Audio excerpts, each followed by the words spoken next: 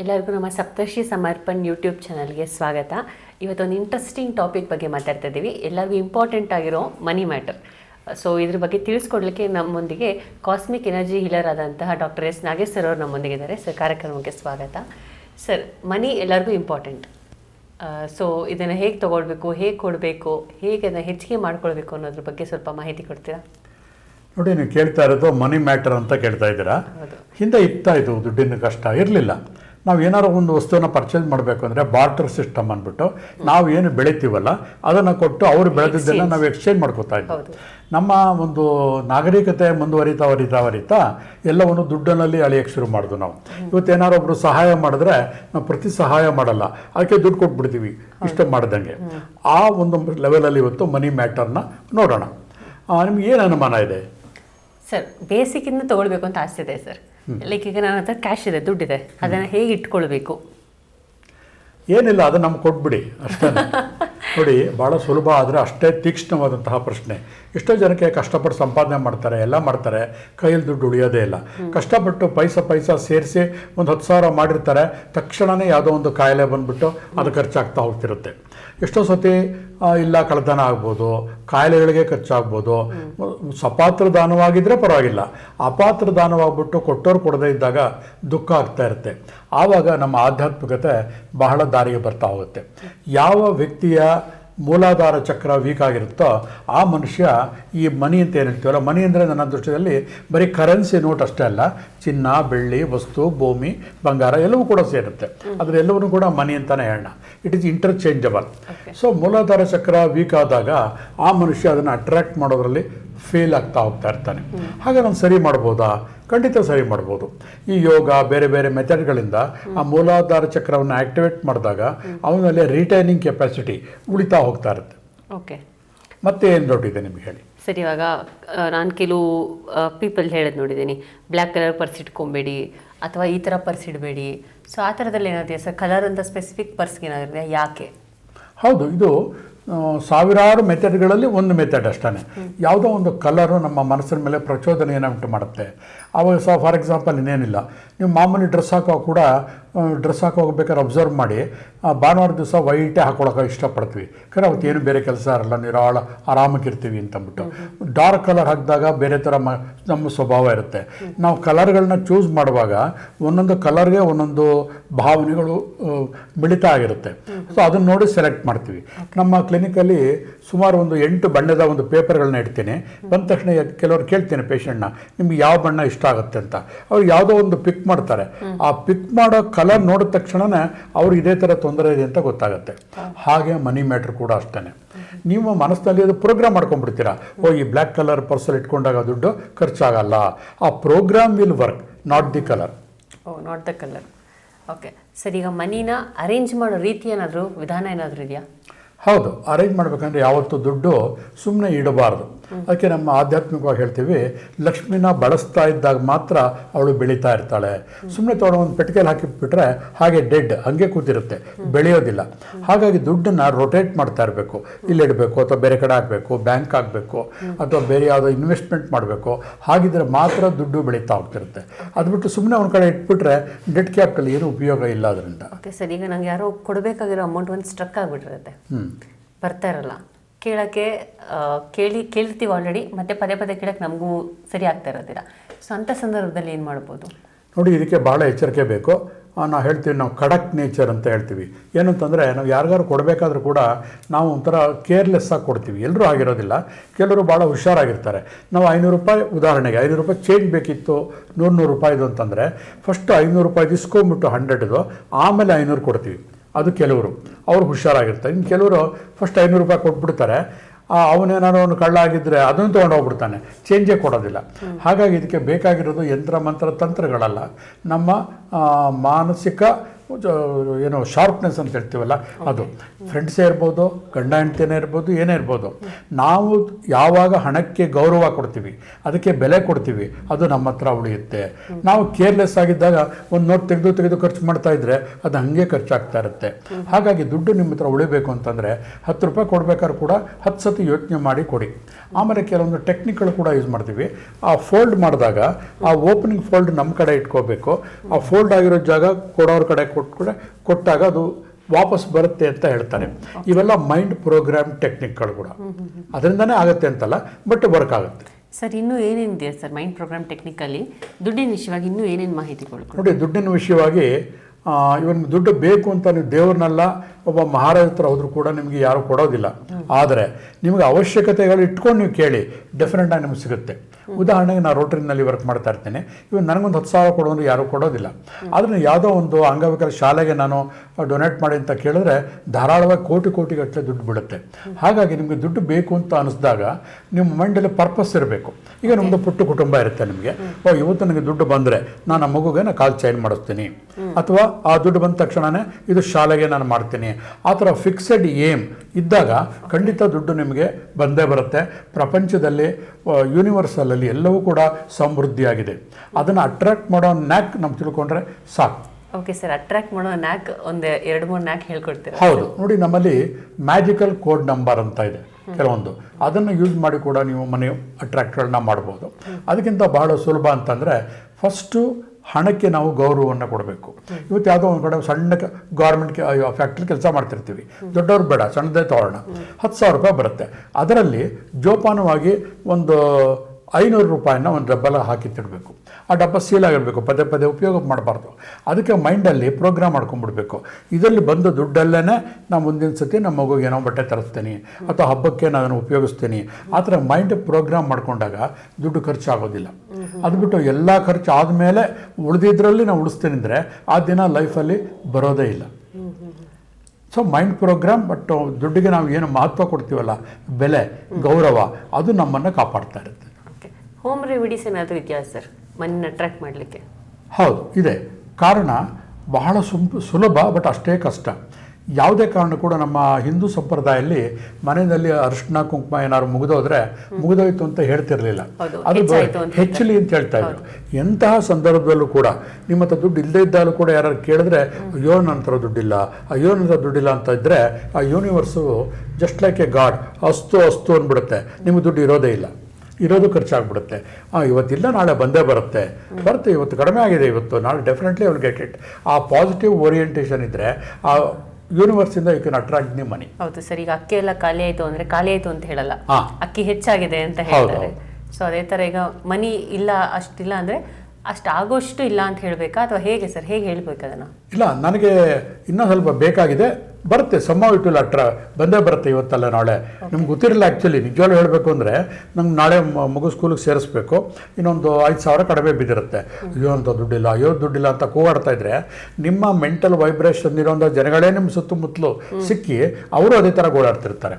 ಅದ್ರ ಬದಲು ಎಲ್ಲ ಆಗ್ಬಿಟ್ಟಿದೆ, ಇನ್ನೊಂದು 5,000 ಅಷ್ಟೇ ಅಡ್ಜಸ್ಟ್ ಆಗಿಬಿಟ್ರೆ ನಾನು ಕಟ್ಬಿಡ್ತೀನಿ ಅಂತ ಹೇಳ್ತಾ ಇರಿ.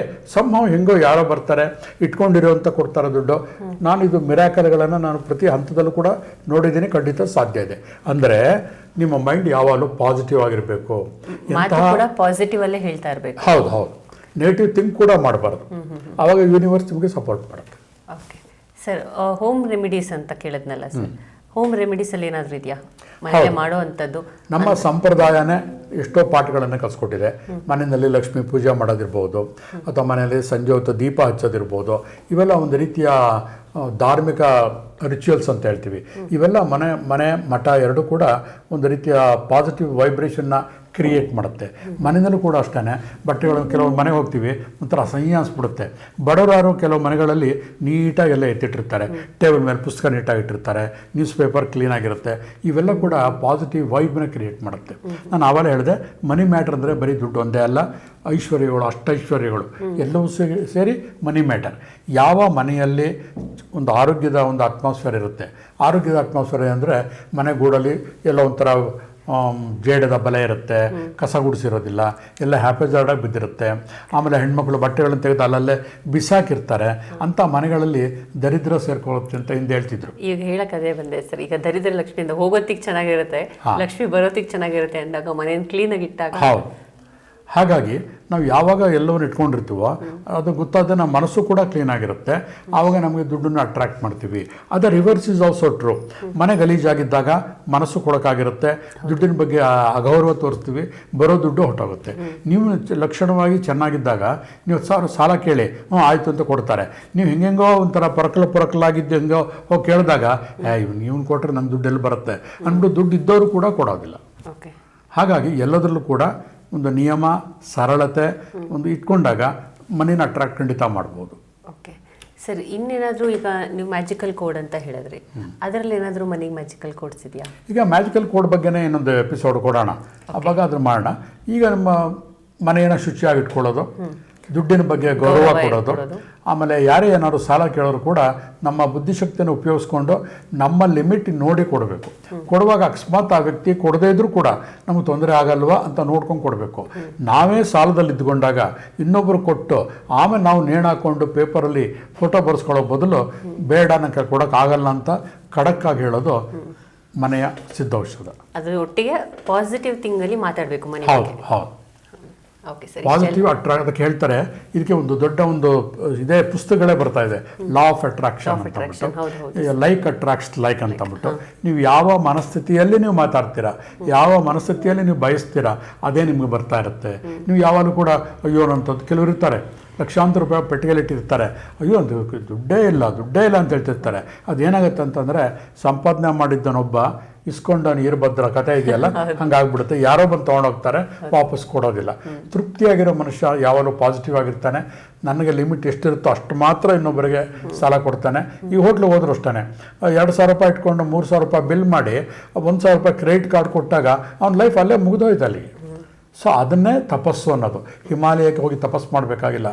ನಮ್ಮ ಸುತ್ತಲೂ ಜನಜೀವನ ಜೊತೆ ಮೆಟೀರಿಯಲಿಸ್ಟಿಕ್ ವರ್ಲ್ಡಲ್ಲಿ ಇವೆಲ್ಲ ಪಾಲಿಸಿ ಮಾಡ್ಕೊಂಡಾಗ ದುಡ್ಡು ನಗಣ್ಯ ಆರಾಮಾಗಿ ಬರ್ತಾ ಇರುತ್ತೆ. ಸರ್, ನೀವು ಮೆಡಿಟೇಷನ್ ಬಗ್ಗೆ ಲಾಸ್ಟ್ ಟಾಪಿಕಲ್ಲಿ ಮಾತಾಡ್ತಿದ್ದಾಗ, ಮೆಡಿಟೇಷನ್ ಮಾಡಿದಾಗೂ ಈ ದುಡ್ಡಿನ ಫ್ಲೋ ಏನಾದರೂ ಆಗುತ್ತಾ? ಖಂಡಿತ. ಎರಡೂ ಕೂಡ ಒಂದಕ್ಕೊಂದು ಇಂಟರ್ಲೇಷನ್. ಒಬ್ಬ ಮೆಡಿಟೇಷನ್ ಮಾಡಿದುವಾಗ ದುಡ್ಡು ನಿಮಗೆ ಯಾರು ತಂದು ಮುಂದೆ ಇಟ್ಬಿಡಲ್ಲ, ನಿಮ್ಮ ಮನಸ್ಥಿತಿನೇ ಚೇಂಜ್ ಆಗಿಬಿಡುತ್ತೆ. ಒಂದು ಉದಾಹರಣೆ ತಗೊಳ್ಳಿ, ನೀವು ಮೆಡಿಟೇಷನ್ಗೆ ಯೋಗ ಯಾವುದೂ ಮಾಡ್ತಿರೋದಿಲ್ಲ, ನಿಮಗೇನು ಹೋದ ತಕ್ಷಣವೇ ಯಾವುದೋ ಒಂದು ಎಕ್ಸಿಬಿಷನ್ ಹೋಗ್ತೀರಾ, ಅಲ್ಲಿ ಐಸ್ ಕ್ರೀಮು ಬೇರೆ ಬೇರೆ ಐಟಮ್ಗಳೆಲ್ಲ ಕಾಣುತ್ತೆ, ಅದು ತಿನ್ನೋಣ ಆಸೆ ಆಗ್ತಾ ಇರುತ್ತೆ. ಆದರೆ ಈ ಮೆಡಿಟೇಷನ್ನು ಈ ಥರ ಒಂದು ತಪಶ್ಚರ್ಯಗಳನ್ನು ನೀವು ಫಾಲೋ ಮಾಡ್ತಿದ್ದಾಗ ನಿಮ್ಮ ಮೈಂಡ್ ಎಷ್ಟು ಮೆಚ್ಯೂರ್ ಆಗಿರುತ್ತೆ ಅಂದರೆ, ನೋಡೋ ಬದುಕಕ್ಕೆ ತಿನ್ನಬೇಕು, ಇದು ಅವಶ್ಯಕತೆ ಇದೆಯಾ, ನನಗೆ ಬೇಕಿಲ್ಲ, ಬರೀ 4 ರುಚಿಗೆ ಯಾಕೆ ತಲೆ ಕೆಡಿಸ್ಕೋಬೇಕು, ಬಿಟ್ಬಿಡ್ತೀರಾ. ಹಾಗಾಗಿ ನಿಮ್ಮ ಜೋಬಲ್ಲಿ 10 ರೂಪಾಯಿ ಇದ್ದರೂ ಕೂಡ ನೀವು ಖರ್ಚು ಮಾಡಲ್ಲ. ಆಗ ದುಡ್ಡನ್ನು ಅಟ್ರಾಕ್ಟ್ ಮಾಡೋಕ್ಕೆ ಮೊದಲ ಗುಣ ಅಂದರೆ ಇರೋ ದುಡ್ಡನ್ನು ಕಡಿಮೆ ಖರ್ಚು ಮಾಡೋದು. ಆವಾಗಲೇ ಅದು ಅಬಂಡೆಂಟ್ ಆಗ್ತಾ ಇರುತ್ತೆ. ಫಾರ್ ಎಕ್ಸಾಂಪಲ್ ನಿಮ್ಮ ಮುಂದೆ ಶೇರ್ ಮಾಡ್ಕೋತೀನಿ. ನಾವು ಕಾಲೇಜ್ ಓದೋ ದಿನಗಳಲ್ಲಿ 83, 84 ಆ ಟೈಮ್ಗಳಲ್ಲಿ ಜೋಬಲ್ಲಿ 3-4 ರೂಪಾಯಿ ಇರೋದು. ಮನೇಲಿ ಊಟ ಮಾಡಿ ಹೋಟ್ಲಲ್ಲಿ ಹೋಗಿ ದೋಸೆ ತಿಂದು ಐಸ್ ಕ್ರೀಮ್ ತಿಂದು ಕಾಲೇಜ್ಗಳಿಗೆ ಹೋಗ್ತಾಯಿದ್ವು ಆಗಿನ ಕಾಲದಲ್ಲಿ. ಇವತ್ತು ಜೋಬ್ ತುಂಬ ದುಡ್ಡಿರುತ್ತೆ, ನಾವು ಮುಟ್ಟಲ್ಲ, ಯಾಕೆ ನಾವು ಸಾಹುಕಾರರಾಗ್ಬಿಟ್ಟಿದ್ದೀವಿ. ಯಾಕಂದರೆ ಅವೆಲ್ಲ ತಿಂದರೆ ಎಲ್ಲ ಕಾಯಿಲೆ ಬರುತ್ತಾ ಇನ್ನೊಂದು ಇವೆಲ್ಲ ಗೊತ್ತು. ನಾವು ಮೆಡಿಟೇಷನ್ ಎಲ್ಲ ಮಾಡಿ ಆ ಥರ ಎಲ್ಲ ತಿನ್ನಕ್ಕೆ ಹೋಗೋದಿಲ್ಲ. ಹಾಗಾಗಿ ಇರೋ ದುಡ್ಡೇ ನಮ್ಮಲ್ಲಿ ಅಬಂಡೆಂಟ್ ಆಗ್ತಾ ಇರುತ್ತೆ. ಅದನ್ನೇ ಸಮೃದ್ಧಿ ಅನ್ನೋದು. ದುಡ್ಡು ಹೆಚ್ಚಿಗೆ ಖರ್ಚಾಗಲ್ಲ. ಆಮೇಲೆ ಈ ಮೆಡಿಟೇಷನ್ ಮಾಡುವ ವಿವೇಚನಾ ಶಕ್ತಿ ಅಂತ ಹೇಳ್ತೀವಿ, ಆ ಡಿಸ್ಕ್ರಿಷನರಿ ಪವರ್ ಇರುತ್ತೆ ನಮಗೆ. ಇದನ್ನು ಇದಕ್ಕೆ ಖರ್ಚು ಮಾಡಬೇಕು. ಈಗ ಯಾರೋ ಬರ್ತಾರೆ ರೋಡ್ ಸೈಡಲ್ಲಿ ಗಣಪತಿ ಪೂಜೆ ಮಾಡ್ತಾರೆ, ದುಡ್ಡು ಕೊಡು ಅಂತ. ಇನ್ನೊಬ್ಬ ಬರ್ತಾನೆ, ಒಂದು ಹೆಣ್ಣುಮಕ್ಕಳ ಶಾಲೆ, ತಂದೆ ತಾಯಿಗಳಿರಲ್ಲ, ಅಲ್ಲಿಗೆ ಡೊನೇಟ್ ಮಾಡಿ ಅಂತ ಕೊಡ್ತಾರೆ. ಬೇರೆಯವರಾದರೆ ಒಂದು ಲೋಕಲ್ ರಾಜಕೀಯಕ್ಕೆ, ಲೋಕಲ್ ಗಣಪತಿಗೆ ದುಡ್ಡು ಕೊಟ್ಟು ಹೆಸರು ಬೆಳೆಸ್ಕೋತಾರೆ, ದುಡ್ಡು ಕಳ್ಕೋತಾರೆ. ಆದರೆ ಒಂದು ಆಧ್ಯಾತ್ಮದ ವ್ಯಕ್ತಿ ಮೆಡಿಟೇಷನ್ ಮಾಡೋವಂಥನೋ ಆ ತಂದೆ ತಾಯಿ ಇಲ್ಲದಿರೋಂತಹ ಮಕ್ಕಳಿಗೆ, ಹೆಣ್ಮಕ್ಳು ಸ್ಕೂಲಿಗೆ ಡೊನೇಟ್ ಮಾಡ್ತಾನೆ. ಕಾರಣ ನಾನು ಕೊಡುವಂತಹ ದುಡ್ಡು ಸದ್ವಿನಿಯೋಗ ಆಗುತ್ತೆ. ಹಾಗಾಗಿ ಯಾವಾಗ ಮನಸ್ಸು ಮೆಡಿಟೇಷನ್ನಲ್ಲಿ ಪರಿಪಕ್ವತೆ ಬೆಳೆಯುತ್ತೆ, ಆಗ ನಾವು ಕೊಡುವಂತಹ ಡಿಸಿಷನ್ ಆಜ್ಞಾಚಕ್ರ ವರ್ಕ್ ಆಗಿ ನಾವು ಮಾಡೋ ಪ್ರತಿಯೊಂದು ಕಾರ್ಯವೂ ಕೂಡ ಸುಲಲಿತವಾಗಿರುತ್ತೆ, ಸುಭಿಕ್ಷವಾಗಿರುತ್ತೆ. ಸರ್, ಇವಾಗ ನಾನು ತುಂಬ ಚಾನೆಲ್ಸಲ್ಲೆಲ್ಲ ನೋಡಿರೋ ಹಾಗೆ ಅವ್ರು ಹೇಳ್ತಾರೆ ಪರ್ಸಲ್ಲಿ ಇದೇ ಕಲರ್ ಲೈಕ್ ರೆಡ್ ಅಥವಾ ಬ್ರೌನ್ ಬ್ಲೂ ಗೋಲ್ಡನ್ ಕಲರ್ ಪರ್ಸ್ಗಳು ಇಟ್ಕೊಂಡ್ರೆ ಮನಿ ಅಟ್ರಾಕ್ಟ್ ಆಗುತ್ತೆ ಅಂತ ಹೇಳ್ತಾರೆ. ಇದು ನಿಜಾನಾ? ವರ್ಕ್ ಆಗುತ್ತಾ? ನೋಡಿ, ಇಷ್ಟೇ ಅಲ್ಲ, ಇನ್ನೂ ಕೆಲವು ಇದೆ. ಲವಂಗದ ಎಲೆದ ಮೇಲೆ ಬರೆದುಬಿಟ್ಟು ಫ್ರಿಜ್ಜಲ್ಲಿ ಇಡೀರಿ, ಹೀಗೆ 108ಗಳು ಹೇಳ್ತಾ ಇರ್ತಾರೆ. ಹಾಗಾಗಿ ನಾವು ಬೈತಿಲ್ಲ ಅವ್ರನ್ನ ಯಾರನ್ನೂ ಕೂಡ, ವರ್ಕ್ ಆಗೋದಿಲ್ಲ ಅಂತ ಕೂಡ ಹೇಳ್ತಿಲ್ಲ. ನಿಮಗೆ ಗೊತ್ತಿದೆ, ಈಗ ಮಾಡರ್ನ್ ಸೈನ್ಸಲ್ಲಿ ಕೆಲವೊಂದು ಮಾತ್ರೆಗಳಲ್ಲಿ 40% ಫೇಕ್ ಮಾತ್ರೆಗಳು ಹಾಕಿರ್ತಾರೆ, ಪ್ಲಾಸಿಬೋ ಎಫೆಕ್ಟ್ ಅಂತ ಹೇಳ್ತಾರೆ. ನಾವು ಕ್ರೋಸಿನ್ ತೊಗೊಂಡಿರ್ತೀವಿ, ಆ ನೇಮೆಲ್ಲ ಕ್ರೋಸಿನ್ ಅಂತ ಇರುತ್ತೆ, ಒಳಗಡೆ ಔಷಧಿನೇ ಇರೋದಿಲ್ಲ. ಆ್ಯಕ್ಚುಲಿ ಅದು ಯಾವುದೋ ಒಂದು ಹಿಟ್ಟು ಮಿಕ್ಸ್ ಆಗಿರುತ್ತೆ, ಆದರೂ ಕೂಡ ತಲೆನೋವು ಹೋಗುತ್ತೆ. ನಮ್ಮ ಮನುಷ್ಯನ ಮನಸ್ಸು ಹೇಗೆ ಪ್ರೋಗ್ರಾಮಿಂಗ್ ಆಗುತ್ತೆ ಅಂದರೆ, ನಾವು ಯಾವುದು ನಂಬ್ತೀವೋ ಅದನ್ನು ನಾವು ಅರ್ಥ ಮಾಡ್ಕೊಂಡ್ಬಿಡ್ತೀವಿ. ನಾನು ಅವೆಲ್ಲ ಹೇಳಿದೆ, ನಂಬಿದ್ರೆ ದೇವರ ನಂಬಿ ಅಥವಾ ದೆವ್ವನಾರು ನಂಬಿ ಅಂತ. ನಿಮ್ಮ ನಂಬಿಕೆ ಏನೋ ಆ ನಂಬಿಕೆಯನ್ನು ಕ್ರಿಯೇಟ್ ಮಾಡೋಕ್ಕೆ ಆ ಥರ ಲವಂಗದ ಎಲೆ ಮೇಲೆ ಬರೀರಿ, ಒಂದು ಏಲಕ್ಕಿನ ಪರ್ಸಲ್ಲಿ ಇಟ್ಕೊಳ್ಳಿ, ಇವೆಲ್ಲ ಹೇಳ್ತೀವಿ. ಕೆಲವು ಕಾಳು ಮೆಣಸಿನ ಇಟ್ಕೊಳ್ಳಿ ಹೇಳ್ತಾರೆ ಪರ್ಸಲ್ಲಿ. ನೀವು ಅದನ್ನು ನಿಜವಾಗ್ಲೂ ನಂಬಿದ್ರೆ ಅದಾಗುತ್ತದು. ಅದು ನಂಬಿಕೆಯನ್ನು ಪ್ರಚೋದನೆ ಮಾಡೋಕ್ಕೆ ಹೇಳುವಂತಹ ಟೂಲ್ ಅಷ್ಟೇ, ಅದೇ ಏನು ಪ್ರೂವ್ಡ್ ಮೆಥಡ್ ಅಲ್ಲ. ಕೆಲವರು ಹೇಳ್ತಾರೆ ಸರ್, ಪರ್ಸನ್ನ ಲಕ್ಷ್ಮಿ ಯಾವಾಗಲೂ, ಸೊ ಪರ್ಸನ್ನ ಹಿಂದೆ ಪಾಕೆಟಲ್ಲಿ ಇಟ್ಕೊಳ್ಬಾರ್ದು, ಮುಂದೆ ಪಾಕೆಟಲ್ಲಿ, ಲಕ್ಷ್ಮಿ ಇರುವಂಥ ಜಾಗ ಇದು, ಸೊ ಫ್ರಂಟ್ ಪಾಕೆಟಲ್ಲಿ ಇಟ್ಕೊಬೇಕು ಅಂತಾರೆ. ಜೆಂಟ್ಸ್ ಇಟ್ಕೋಬಹುದು, ಲೇಡೀಸ್ಗೆ ಆಪ್ಷನ್ ಇರಲ್ಲ, ಪರ್ಸ್ ಇಟ್ಕೊಳ್ಬೇಕಾಗತ್ತೆ. ಇವೆಲ್ಲ ಪ್ಲಾಸಿಬೋ ಎಫೆಕ್ಟ್. ಓಕೆ, ಇದಕ್ಕೆ ಸಂಬಂಧಪಟ್ಟಂತಹ ಒಂದು ವಿಷಯ ಹೇಳ್ತೀನಿ. ಈಗ 2-3 ಕಲರ್ ಪೆನ್ಸಿಲ್ ಇರುತ್ತೆ, ಪರ್ಟಿಕ್ಯುಲರ್ ಕಲರ್ಗಳ ಬಗ್ಗೆ ನಿಮ್ಗೆ ಗೊತ್ತಿದೆ. ಒಂದೊಂದು ಕಲರ್ಗೆ ಒಂದು ಎಮೋಷನ್ಸ್ ಇರುತ್ತೆ ಎಲ್ಲ ಕೂಡ. ಹಾಗೆ ಹೊರಗಡೆ ಹೋಗೋ ಕೈಯೆಲ್ಲ ಬರ್ಕೊಂಡು ಎಲ್ಲ ಮಾಡೋ ಬದಲು 3 ಪೆನ್ ಇಟ್ಕೊಂಬಿಡಿ. Red colour, green colour, yellow colour, prime colour ಅಂತಬಿಟ್ಟು. ನೀವು ಹೊರಗಡೆ ಹೋಗುವಾಗ ಆ ಯೆಲ್ಲೋ ಕಲರ್ನ ಪೆನ್ನಿಗೋ ಅಥವಾ ಮೇಲೆ ಕಾಣೋ ಹಂಗೆ ಸಿಗಿಸ್ಕೊಂಬಿಡಿ, ಶರ್ಟ್ಗಾಗಲಿ ಅಥವಾ ಬ್ಲೌಸ್ಗಾಗಲಿ. ಹೊರಗಡೆ ಹೋಗುವಾಗ ಪೆನ್ ಹಾಕೊಂಡ್ಬಿಟ್ರೆ ಆಕ್ಸಿಡೆಂಟೇ ಆಗೋದಿಲ್ಲ ಅಂತ ಹೇಳಿ, ಖಂಡಿತ ಆಕ್ಸಿಡೆಂಟ್ ಆಗಲ್ಲ. ಅದು that is called mind programming. ಆಫೀಸ್ಗೆ ಹೋದ ತಕ್ಷಣನೇ ಗ್ರೀನ್ ಕಲರ್ ಪೆನ್ ಮೇಲೆಗಡೆ ಇಟ್ಕೊಂಡು ಬರೆಯೋಕ್ಕಲ್ಲ, ಸುಮ್ಮನೆ ಮೇಲೆ ಅದು ಕ್ಲಿಪ್ಪಾರು ಪರವಾಗಿಲ್ಲ ಇಟ್ಕೊಂಬಿಡಿ. ಕಂಪ್ಲೀಟ್ ಅದು ಪ್ರೋಗ್ರಾಮಿಂಗ್. ಬೆಳಗ್ಗೆ 10 ಗಂಟೆಯಿಂದ 5:30 ಆಫೀಸ್ನ ಬರೋವರೆಗೂ ಕೂಡ ಎಲ್ಲರದ್ದು ಸೌಹಾರ್ದಯುತವಾಗಿರ್ತೀರಾ, ಹಾರ್ಮೋನಿಯಸ್ ಆಗಿರ್ತೀರಾ. That is called mind programming. 100% ಇದಾಗುತ್ತೆ. ಇದಕ್ಕೆ ವೈಜ್ಞಾನಿಕ ಆಧಾರ ಕೂಡ ಇದೆ. ಹಿಪ್ನೋಥೆರಪಿ, ಸೆಲ್ಫ್ ಹಿಪ್ನಾಸಿಸ್ ಅಂತ. ನಮ್ಮ ಮೈಂಡನ್ನು ಸ್ವಯಂ ಸಂಮೋಹನ ಮಾಡಿಕೊಂಡಾಗ ಅದು ಪ್ರೋಗ್ರಾಮ್ ಆಗಿಬಿಟ್ಟು ಮೈಂಡ್ ಪ್ರೋಗ್ರಾಮಿಂಗ್ ಅಂತ ಹೇಳ್ತೀವಿ. ಅದು ಖಂಡಿತ ವರ್ಕ್ ಆಗುತ್ತೆ, ಬ್ಯೂಟಿಫುಲ್ ಆಗಿ ವರ್ಕ್ ಆಗುತ್ತೆ. ಸರಿ ಸರ್, ಇಷ್ಟೆಲ್ಲ ಮಾಹಿತಿ ತಿಳಿಸ್ಕೊಟ್ಟಿರೋದಕ್ಕೆ ಧನ್ಯವಾದಗಳು ಸರ್, ಥ್ಯಾಂಕ್ ಯು. ವೀಕ್ಷಕರೇ, ಇದರ ಉಪಯೋಗ ತಗೊಳ್ಳಿ. ಇದು ಜಸ್ಟ್ ಲೈಕ್ ನಮ್ಮ ಮೈಂಡ್ ಪ್ರೋಗ್ರಾಮಿಂಗ್. ಸರ್ ಹೇಳಿರೋ ವಿಷಯ ಅಂದರೆ ಮಣ್ಣಿನ ಫಸ್ಟ್ ಗೌರವಿಸ್ಬೇಕು ಅಂತ ಹೇಳಿದ್ರು. 2ನೇದು ಖರ್ಚು ಮಾಡೋದಿಗೆ ನೋಡ್ಕೊಂಡು ಖರ್ಚು ಮಾಡಬೇಕು ಅಂತಂದರು. 3ನೇದು ಯೋಚನೆ ಮಾಡಿಕೊಡ್ಬೇಕು, ಸುಮ್ಮನೆ ಕೊಟ್ಬಿಡ್ಬಾರ್ದು ಎಲ್ಲರಿಗೂ ಕೂಡ. ಹಾಗೆ ಪಾಸಿಟಿವ್ ಆಗಿರಬೇಕು, ಮಾತಾಡ್ತೀವಿ ಪಾಸಿಟಿವ್ ಆಗಿ ಮಾತಾಡಿ, ನೆಗೆಟಿವ್ ಆಗಿ ಇಲ್ಲ ಅನ್ನೋ ಪದ ಬರಬಾರ್ದು ನಮ್ಮ ಬಾಯಿಂದ. ಯೂನಿವರ್ಸ್ ಯಾವಾಗಲೂ ಅಸ್ತು ಅಂತಿರುತ್ತೆ. ಹಾಗಿದ್ದಾಗ ಬರುತ್ತೆ. ಜೊತೆಗೆ ನಮ್ಮ ವಿವೇಚನಾ ಶಕ್ತಿ, ನಮ್ಮ ಲಿಮಿಟ್ ನೋಡ್ಕೊಂಡು ಖರ್ಚು ಮಾಡ್ತಾ ಹೋಗ್ತಿರ್ಬೇಕು. ಒಂದು 20 ಬರುತ್ತೆ ಅಂತಂದಾಗ 40 ಖರ್ಚು ಮಾಡೋಕ್ಕೆ ಹೋಗಬಾರ್ದು. ಅದಕ್ಕೆಲ್ಲ ಮೆಡಿಟೇಷನ್. ಮತ್ತು ಇನ್ನೊಂದು, ದುಡ್ಡು ಈಗ ಬಂದರೆ ಅದಕ್ಕೊಂದು ಪಾಯಿಂಟ್, ಇದ್ರಲ್ಲಿ ಖರ್ಚು ಮಾಡ್ತೀನಿ ಅಂತ ಅಂದ್ಕೊಂಡು ಇಡಬೇಕು ಅಂತ ಹೇಳಿದ್ರು. ಸೊ ಇದೆಲ್ಲ ಪಾಯಿಂಟ್ಸ್ನ ನೀವು ಯೂಸ್ ಮಾಡಿ ನಿಮ್ಮ ರಿಸಲ್ಟ್ಸ್ನ ಕಮೆಂಟಲ್ಲಿ ತಿಳಿಸ್ಕೊಡಿ. Thank you sir.